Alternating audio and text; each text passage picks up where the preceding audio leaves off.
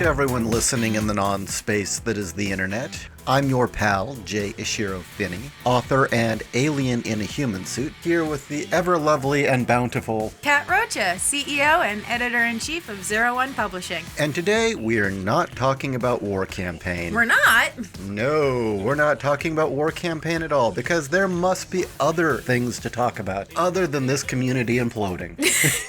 There's an article that has been published in the UK Independent. Now that we've got female Thor, let's topple every pale, male, and stale superhero character we can. At least they're now being honest. It was never about diversity or inclusion. It was about eradication and domination. So, who's the Nazis? Superhero movies are important. That's not an opinion. It's just true. Brilliant opening statement there. Avengers Endgame is the top box office film of all time, ranking in $2.79 billion and watched by millions. I don't think she's a writer. No, actually she is. She writes for film and television. Superpowers get bums on seats.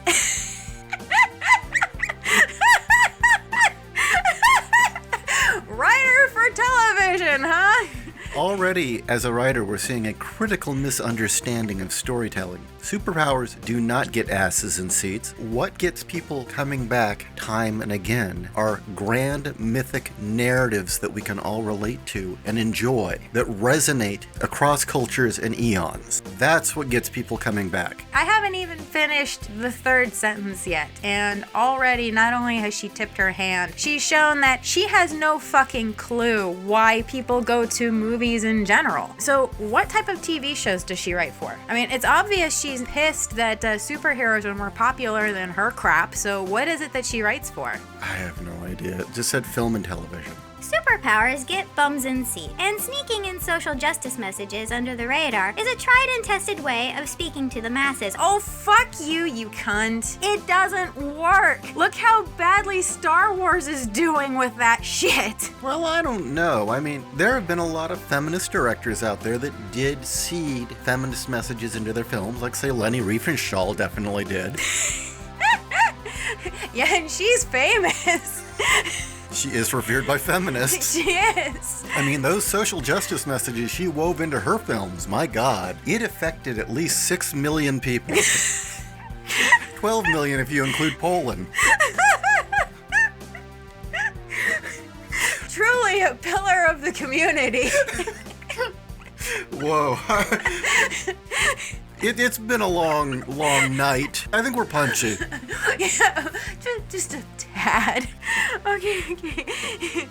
These stories have always been about underdogs proving their worth, or those who are other finding their place. And the recent wave of heroes who truly reflect these traits is one we should cheer as it builds into a tsunami. Since Saturday's announcement of a female Thor, the internet has blown up with people wailing that the historically straight white male pool of superheroes is being drained for a more diverse roster. No, that's not what they're pissed at. Thor is a little bit more than just a superhero. He's an integral part of a culture. We're talking thousands of years of religious history here in mythology. Yeah. And it's not a female Thor. Thor is still there. He just lost his job and... She took his name. Bitch took everything. Damn, Thor, maybe you should have hired a better divorce attorney. I saw one person on social media bemoaning the betrayal of the Norse myths, a complaint curiously absent for Thor Ragnarok. No, actually every Thor film has received criticism. Just like Disney's Hercules received a shit ton of criticism. The nation of Greece banned Disney's Hercules. I'd love to know, which myth has Jeff Goldblum swaining about in an orgy spaceship? Well, I am glad she asked, because, I can answer that. I know which myth the Grandmaster came from. It's not a Norse myth. It's a myth that started in 1969, penned by Roy Thomas and Sal Buscema. The Grandmaster is an American myth of Marvel origin, and the fact that she doesn't recognize that shows that this person has no clue what the hell she's talking about. It's the ostensibly more reasonable complaints of, I don't mind female POC LGBT plus characters, but why can't they make their own, that nettles me. oh wait, no one would read it. The point isn't why don't they make their own characters. The point is why don't they recognize the characters who already are? No, because that requires effort. They'd rather ride on the coattails of what's already established, other people's greatness. It's even more insidious than that. White man's greatness. Although we are now getting to the point where it's men in general, because as we've seen, T'Challa has lost his title. Yeah, his sister tries to kill him and then usurps his throne and doesn't go through the trials he had to go through. Yeah, that's equality there. All this is telling us is that you need a man to establish a franchise and then hand it over to a woman because she could never do it on her own. And watch her ram it into the ground as hard as she possibly can, like Kathleen Kennedy. Until we can start seeing more women step up, make their own franchises, and be successful with it, this sort of crap is just going to continue to cheapen anything women do. But why can't they make their own? That nettles me. Because make no mistake, we are. At Villains Interrupted, my play about supervillains in prison therapy runs at the Camden Fringe in August. Ah, that's the whole point of her doing this, is one giant ad for us to go see her stupid play. My play highlights my points perfectly. Oh, I'm sure it does. What points exactly is she making? She hasn't made any points. No, she has. Her thesis is up top. It's in the title. Women need to take everything from men. I hate these bitches, I really do. Original characters, even the ones created by behemoths like Marvel or DC, have nothing like the traction of old favorites, meaning we're starting to race seconds before the big boys cross the finish line. Stealing a few of their spots at the front is not only positive, but absolutely necessary. Steal. Steal. And she relates to supervillains. Yes. Quite apart from anything else, it genuinely makes the art better and bigger. Audiences tire of the same old stories told by the same old people, with the same old characters just dressed up in different superpowers. I love how she's saying people are tired of the same old stories, and then her very next sentence is, look at the success of films like Black Panther and Captain Marvel. Yeah, yes, Black Panther, that was a success. Captain Marvel? Or the aforementioned Thor Ragnarok, which took a risk, hired a minority director, let him get on with his frankly insane ideas, and reap the rewards in the form of a massive box office smash, which was fawned over by critics. You're an editor. What's wrong with that sentence? If audiences are tired of these stories, Thor Ragnarok should have bombed massively. And no, it wasn't the smash success that they were hoping for it to be, but it did bring in a profit. I didn't hear word one about who the director was. In fact, everything I heard, they wanted to see hell. And that was the thing, is everybody talked about how badly she was portrayed. Likewise, Into the Spider-Verse reimagined Spider-Man as a black teen graffiti artist and won an Academy Award and $375.5 million at the box office.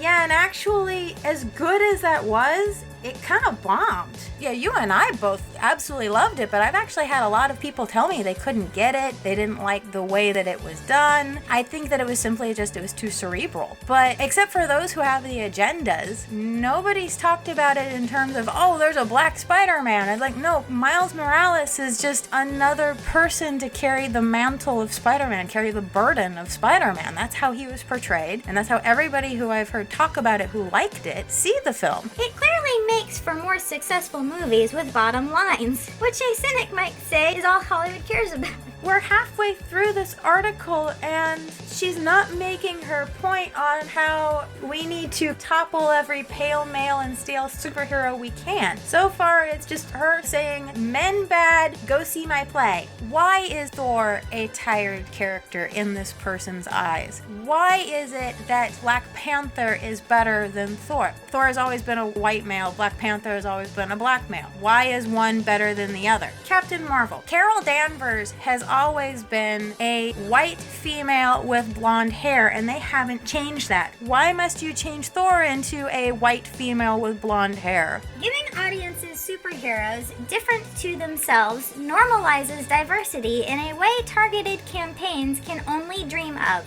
This is the power of representation. As a child, I looked up to a robot that turned into a jet. So I don't want to hear anything about representation. I looked up to a talking car.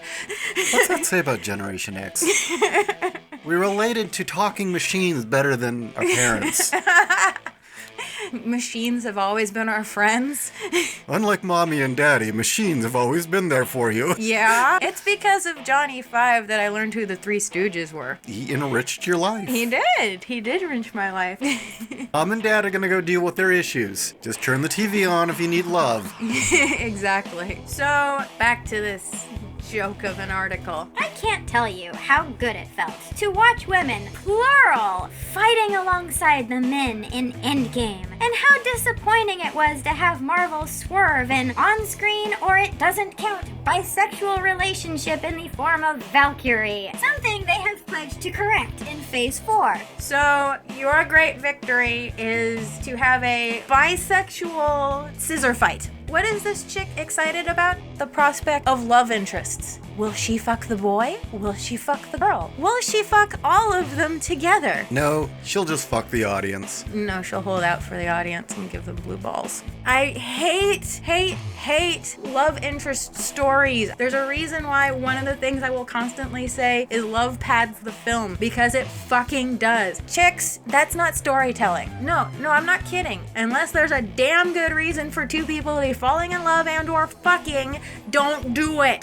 So yes, let's plunder the male heroes, and Thor is an excellent place to start. There's a simple mechanism by which someone else can gain his power, as shown in Endgame with Steve Rogers, to whoops of glee from fanboys now complaining. That happened in the books. Steve Rogers was the only person who had a pure enough heart to be able to wield Mjolnir. There are very few people in existence who can do that. Was it the only other person is Beta Ray Bill, who's on a completely different planet? He's a space horse. So yes, there's a reason why the fanboys were whooping and hollering, because that was a great moment in the books. She obviously doesn't know that. Plus, Marvel women have a history of regulation to the sappy love interest, or worse, the feisty girl whose only power is the super boyfriend backing her up. Clearly, this Excuse person me? knows nothing about Marvel. Storm, Rogue, Spider-Gwen, Psylocke, Scarlet Witch, Emma Frost, She-Hulk. She-Hulk, yeah, She-Hulk. Do we need to keep going? Tell me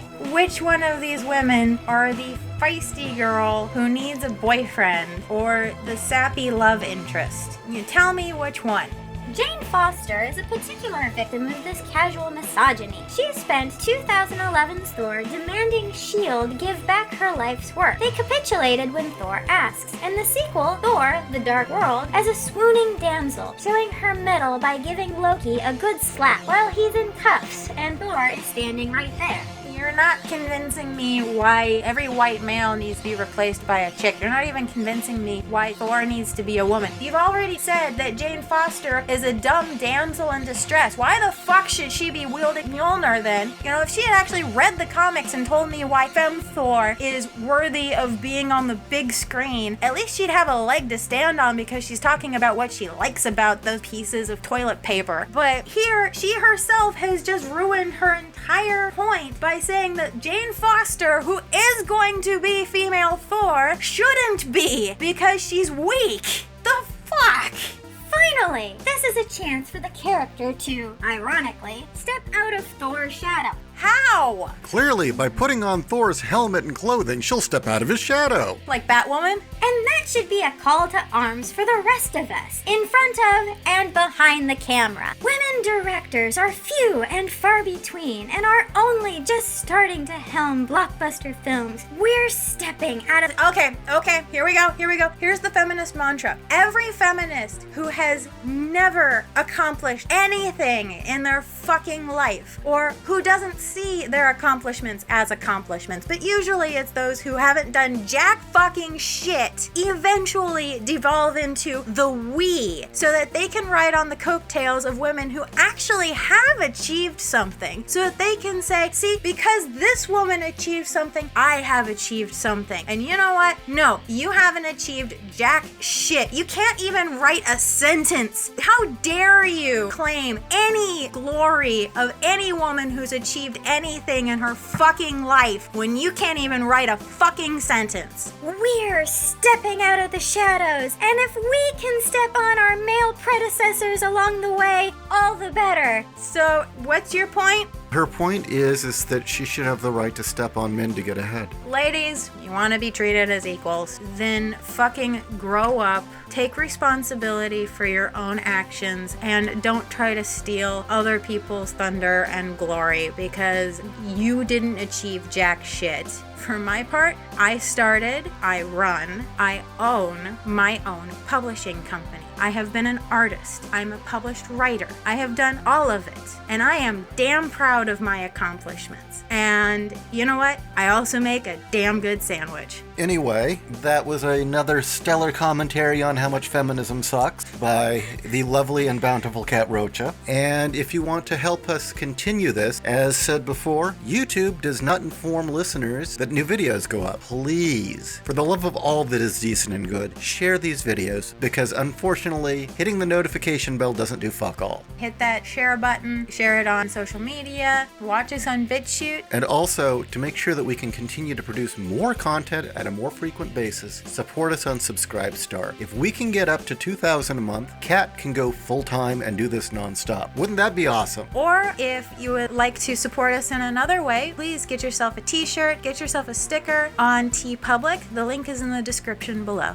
I have no fucks to give. The title of this article told me exactly what angle this bitch is coming from, and quite frankly, she can suck my taint.